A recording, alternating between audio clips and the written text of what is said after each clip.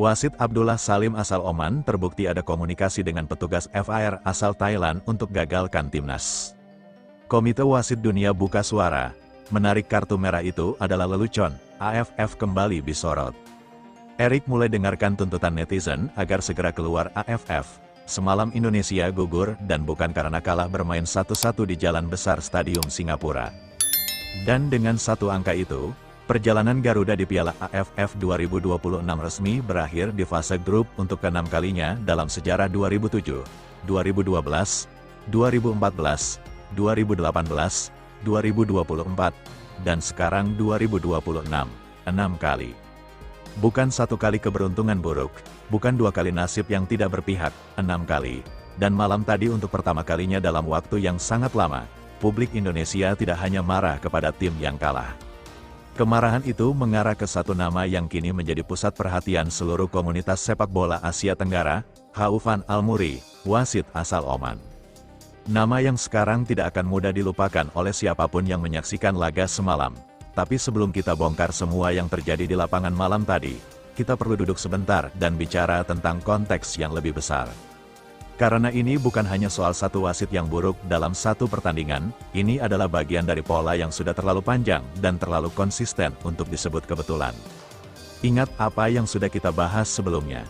Pengamat sepak bola Asia Tenggara yang menyebut Indonesia adalah target pasar AFF yang tidak akan dibiarkan juara. Bocoran soal wasit dari Timur Tengah yang sudah dipesan untuk laga-laga krusial Indonesia dan sejarah panjang keputusan wasit yang selalu muncul di momen paling menentukan dan selalu merugikan Garuda. Malam tadi semua itu bukan lagi teori. Malam tadi semua itu terlihat di lapangan dengan sangat jelas. 3 keputusan, 3 momen, dan ketiganya mengubah jalannya pertandingan secara fundamental. Kontroversi pertama datang di menit ke-20.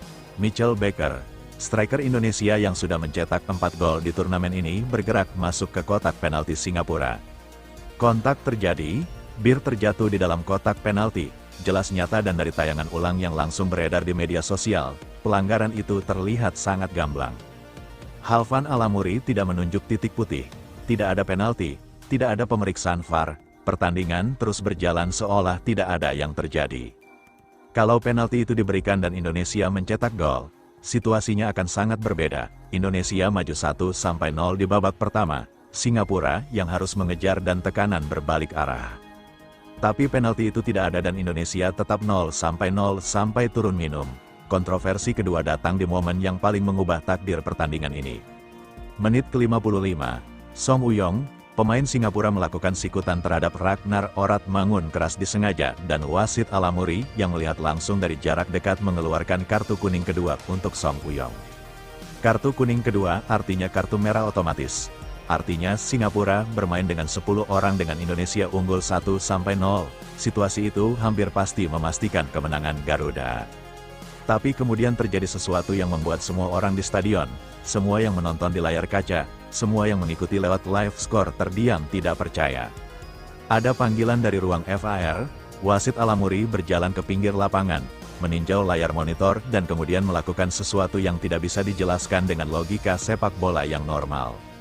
Kartu kuning untuk Song Uyong dibatalkan. Kartu merah otomatis dibatalkan. Song Uyong tetap di lapangan. Singapura tetap bermain dengan 11 pemain. Dan 11 menit kemudian, menit ke-66 Song Uyong yang seharusnya sudah duduk di ruang ganti itu masih ada di lapangan dan Singapura menyamakan kedudukan lewat Ilhan Fandi yang memanfaatkan kemelut di depan gawang 1-1. Dan Indonesia tidak pernah bisa membalikkan keadaan sampai peluit panjang berbunyi. Seperti yang dikatakan oleh banyak pengamat malam tadi, menarik kartu merah adalah lelucon. Dan lelucon itu menghancurkan Indonesia. Tapi ada satu hal lagi yang tidak banyak disorot tapi tidak kalah mengkhawatirkan. Gol Singapura yang diciptakan Ilhan Fandi terindikasi offside. Bukan offside yang tipis dan sulit dilihat, tapi offside yang cukup jelas dari tayangan sudut kamera tertentu. Dan VAR yang seharusnya memeriksa hal seperti itu tidak melakukan pengecekan apapun. VAR yang sangat aktif untuk membatalkan kartu merah pemain Singapura, tapi VAR yang sama tiba-tiba tidak aktif ketika gol Singapura perlu diperiksa. 2 standar, 1 wasit, 1 pertandingan. Dan kemudian muncul informasi yang langsung membuat seluruh Indonesia semakin tidak bisa menerima semua ini. Disebut-sebut ada komunikasi yang terjadi antara Khaufan Al-Muri dan petugas VAR asal Thailand yang bertugas malam tadi. Komunikasi yang terjadi tepat sebelum keputusan pembatalan kartu merah Song Uyong diambil. Dan isi komunikasi itu yang bocor ke beberapa pengamat yang mengikuti pertandingan dari dalam stadion adalah sesuatu yang sangat sulit untuk dijelaskan sebagai prosedur normal. Ini bukan lagi soal wasit yang membuat keputusan buruk karena posisi yang tidak ideal atau sudut pandang yang terbatas. Ini adalah keputusan yang diambil setelah komunikasi setelah ada pihak lain yang berbicara. Dan keputusan itu menguntungkan Singapura secara langsung dan merugikan Indonesia secara permanen.